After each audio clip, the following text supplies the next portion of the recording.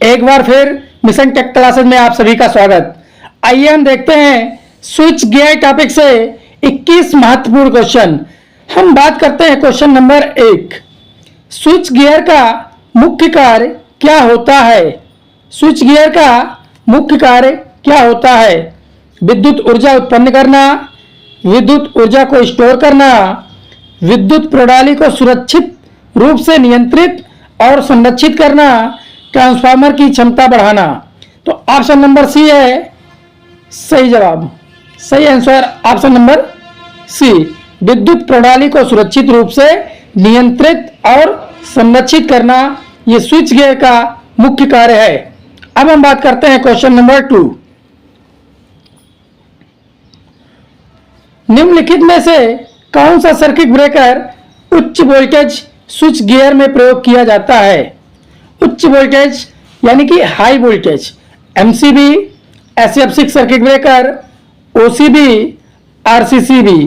तो option number B सही है। एसएफ6 सर्किट ब्रेकर में उच्च हाई वोल्टेज के लिए सर्किट ब्रेकर यूज किया जाता है, एसएफ6 टाइप का सर्किट ब्रेकर। एसएफ6 का पूरा नाम क्या होता है, ध्यान दीजिएगा। एसएफ6 sulphur hexa chloride, sulphur hexa chloride. Clear, एसएफ6। अब हम बात करते हैं क्वेश्चन नंबर 3। स्विच गियर में इस्तेमाल होने वाले आइसोलेटर का मुख्य उद्देश्य क्या होता है? स्विच गियर में इस्तेमाल होने वाले आइसोलेटर का मुख्य उद्देश्य क्या होता है? ब्रेकर को ट्रिप करना, सामान्य लोड स्विचिंग, किसी सर्किट को मेंटेनेंस के लिए पूरी तरह डिस्कनेक्ट करना, ट्रांसफार्मर की दक्षता बढ़ाना। तो ऑप्शन नंबर सी सही है। किसी सर्किट को मेंटेनेंस के लिए पूरी तरह डिस्कनेक्ट करना, क्योंकि ऐसा होता है कि मान लीजिए किसी लाइन में हमें काम करना है तो वहाँ पे लगा होता है एक आइसोलेटर। जिस तरीके से आपका स्विच होता है सेम उसी तरीके से ये फील्ड में आइसोलेटर लगा होता है। तो इस तरीके से जब हम इसको ओपन कंडीशन में कर देंगे तो यह इस वर्किंग एरिया में हम कुछ भी काम कर सकते हैं आसानी से। तो इसलिए आइसोलेटर का जो मुख्य उद्देश्य है या जो मुख्य काम है इसका, ये मेंटेनेंस के लिए पूरी तरह किसी लाइन को डिस्कनेक्ट कर देना।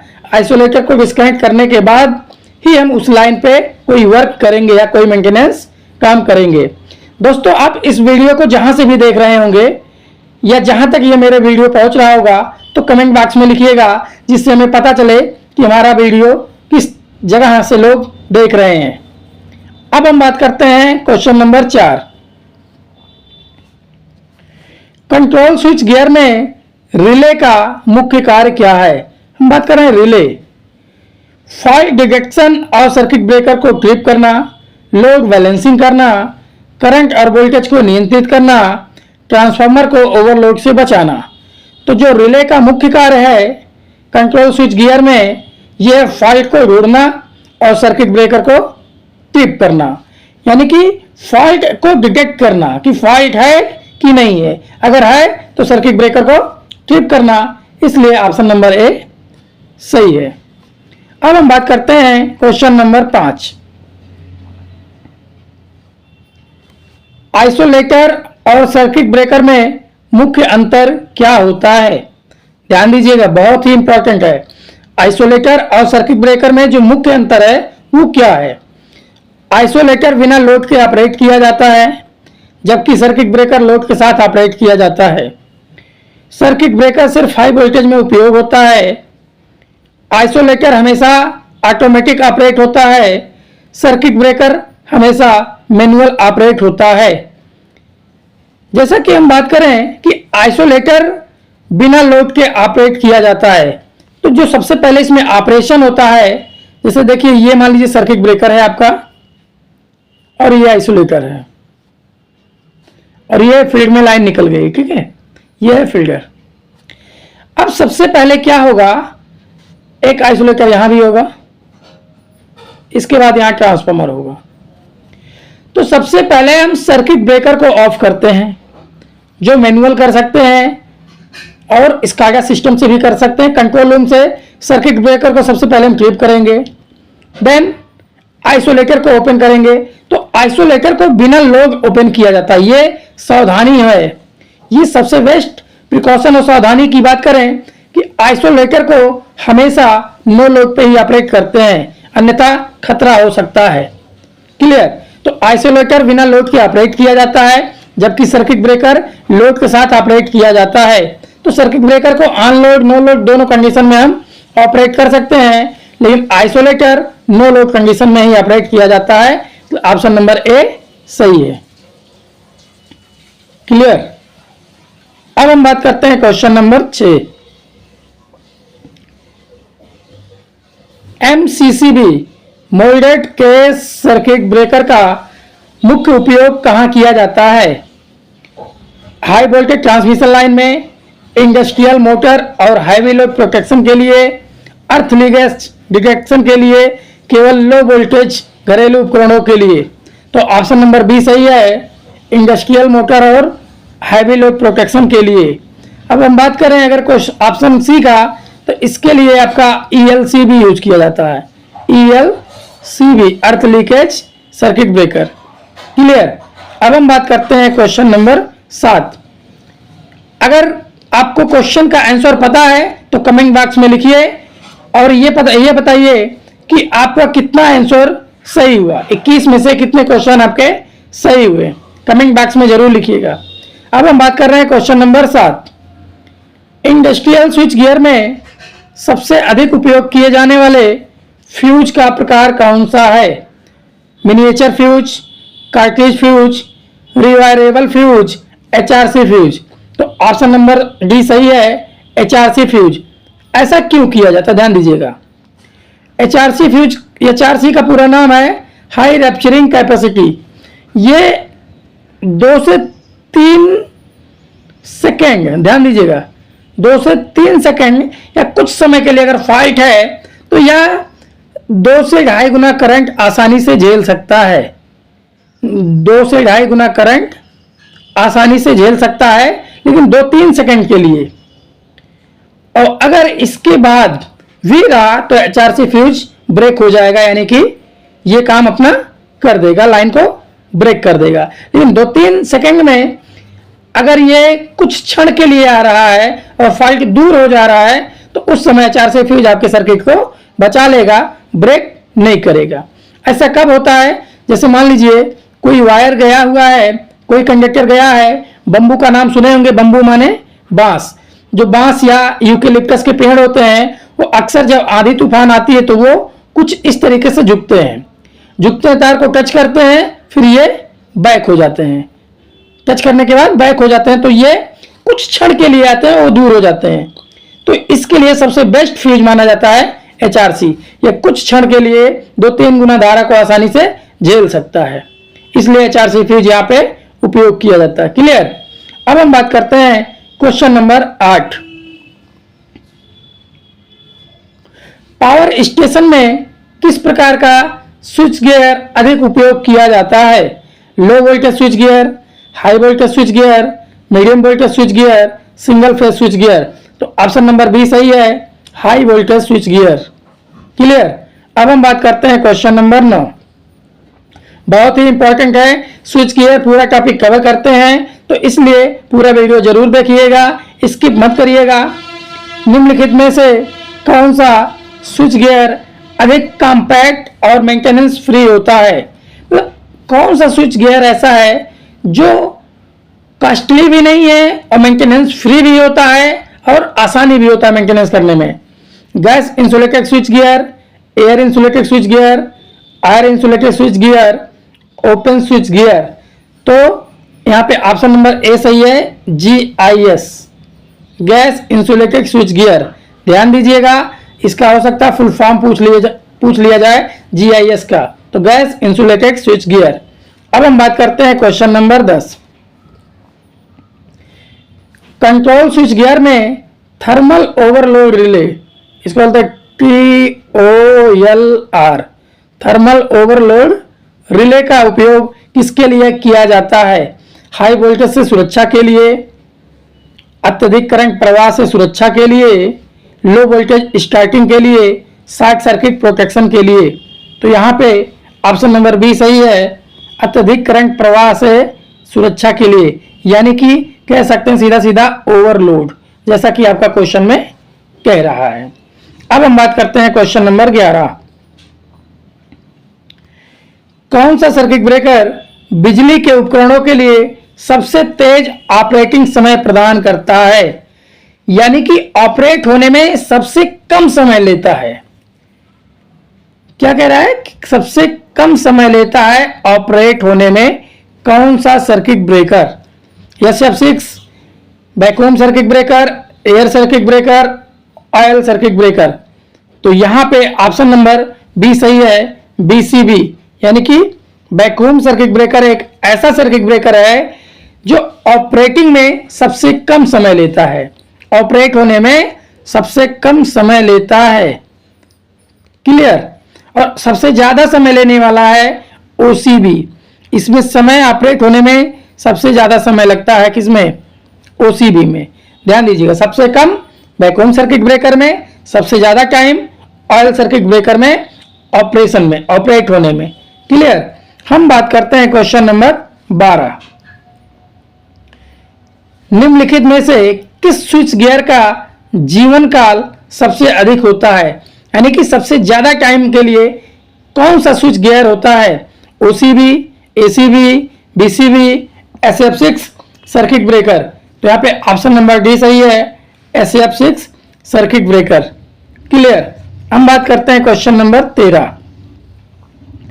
लाइटनिंग अरेस्टर का मुख्य कार्य क्या होता है, यानी कि LA। ध्यान देना, LA का मुख्य कार्य क्या है?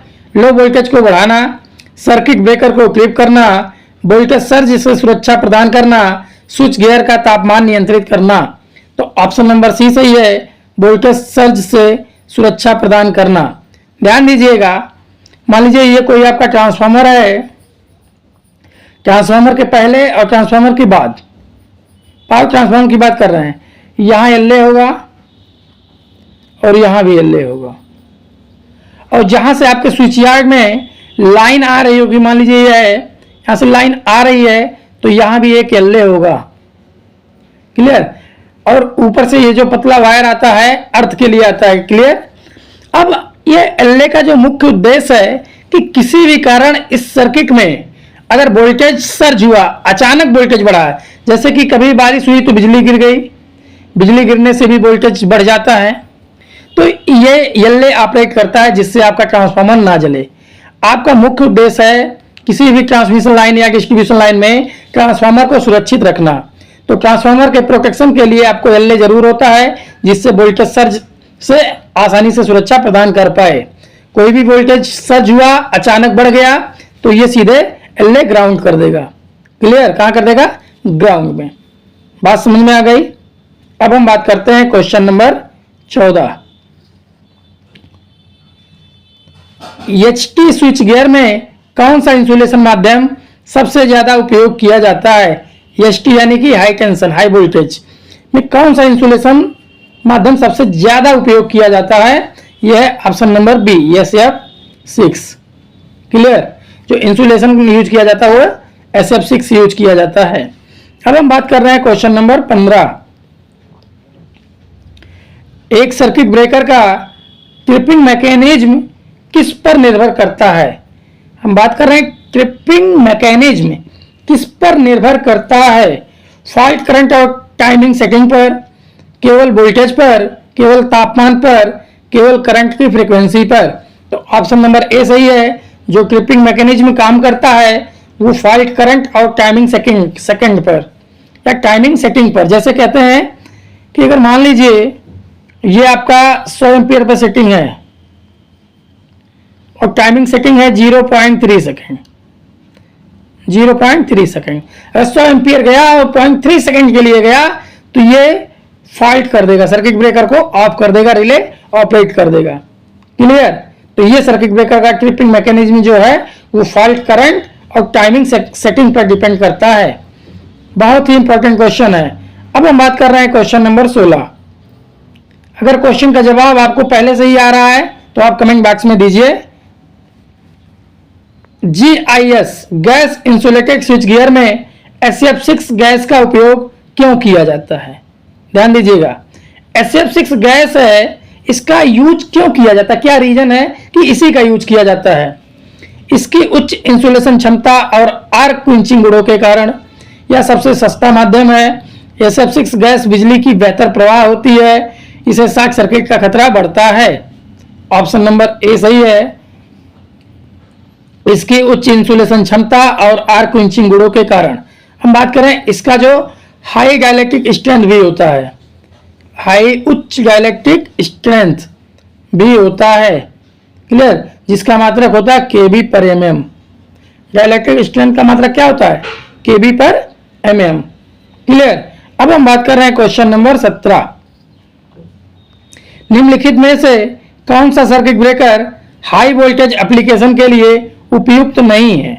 ध्यान देना, एग्जाम में बहुत क्वेश्चन गलत होते हैं, ये लास्ट में पूछ लेता नहीं है, क्लियर। और जबकि 3 ऑप्शन आपका सही रहता है, 1 नहीं होता है, लेकिन आप यहां तक पहुंचते नहीं, इसलिए ऑप्शन नंबर कोई भी 3 सही है तो कोई भी ऑटोमेटिक टिक हो जाएगा, जो आप कहते हैं कि सही हो गया, लेकिन बाद में लास्ट में जब घर पर आते हैं तो पता चलता है वो नहीं पूछा है, इसलिए वो क्वेश्चन गलत हो जाता है। तो ये ध्यान दीजिए जब भी आप क्वेश्चन पढ़िए, क्योंकि कॉम्पिटिटिव एग्जाम जो है उसका लास्ट ही में आंसर मिलता है, लास्ट में क्या पूछ रहा है वहीं से आपका ऑप्शन क्लियर होता है। और जबकि डिस्क्रिप्टिव एग्जाम में स्टार्टिंग में क्या कह रहा है उसके बारे में लिखना होता है। तो कॉम्पिटिटिव एग्जाम क्वेश्चन के लास्ट में बहुत ध्यान से पढ़िए, ठीक है। तो पूछ रहा है नहीं है, circuit breaker high voltage application के लिए उपयुक्त नहीं है। SF6, DCB, OCB, MCB। तो MCB हम लोग घरों पर लगाते हैं लो वोल्टेज के लिए, किसके लिए? LV के लिए, मिनिएचर सर्किट ब्रेकर इसका पूरा नाम होता है। तो ये MCB हाई वोल्टेज के लिए नहीं है। अब हम बात कर रहे हैं question number 18। Control switch gear में थर्मल ओवरलोड रिले का मुख्य कार्य क्या होता है? थर्मल ओवरलोड रिले का मुख्य कार्य क्या होता है? वोल्टेज सप्लाई को नियंत्रित करना, अत्यधिक तापमान पर सर्किट को ब्रेक करना, हाई वोल्टेज को लो वोल्टेज में बदलना, ट्रांसफार्मर की लाइफ बढ़ाना। तो यहाँ पे ऑप्शन नंबर बी सही है, अत्यधिक तापमान पर सर्किट को ब्रेक करना, क्लियर। इसका 2 काम हो गया। अभी एक क्वेश्चन पहले मिला, TOLR, ओवरलोड कंडीशन में भी ये ट्रिप करेगा और अत्यधिक तापमान हो जाएगा तब भी सर्किट को ब्रेक कर देगा। अब हम बात कर रहे हैं question number 19। Control switch gear में PT यानी कि पोटेंशियल ट्रांसफार्मर का उपयोग क्यों किया जाता है? हाई वोल्टेज को लो वोल्टेज में बदलने के लिए, करंट को मापने के लिए, फॉल्ट करंट को नियंत्रित करने के लिए, ट्रांसफार्मर की लाइफ बढ़ाने के लिए। तो ऑप्शन नंबर ए सही है, हाई वोल्टेज को लो वोल्टेज में बदलने के लिए। अब हम यहाँ पे बात की है PT और एक होता है CT, ध्यान दीजिएगा, एक होता है CT यानी कि करंट ट्रांसफार्मर। ये इसका काम है हाई करंट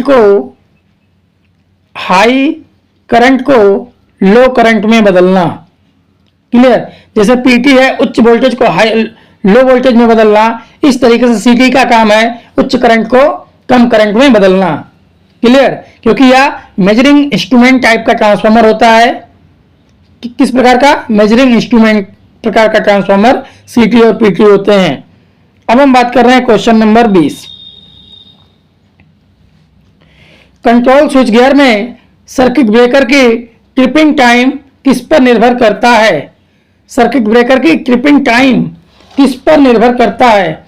ऑपरेटिंग वोल्टेज पर, ट्रांसफार्मर की क्षमता पर, फॉल्ट करंट की तीव्रता पर, फ्यूज की रेटिंग पर। तो ऑप्शन नंबर सी सही है, फॉल्ट करंट की तीव्रता पर, क्लियर। अब हम बात कर रहे हैं क्वेश्चन नंबर 21। ये क्वेश्चन आपके लिए, इसका आंसर पता होगा तो आप कमेंट बॉक्स में दीजिएगा। स्विच गियर में किस प्रकार का फॉल्ट सबसे अधिक खतरनाक होता है? सबसे अधिक डेंजर, क्या सबसे अधिक डेंजर किस प्रकार का फॉल्ट होता है? Open circuit fault, short circuit fault, earth fault, line to line fault. इसका आंसर आप कमेंट बॉक्स में दीजिएगा और नहीं आएगा तो हम इसका आंसर कमेंट में दे देंगे, क्लियर। अगर इस वीडियो आपको अच्छा लगा हो तो चैनल को लाइक करें, सब्सक्राइब करें, शेयर करना ना भूलें।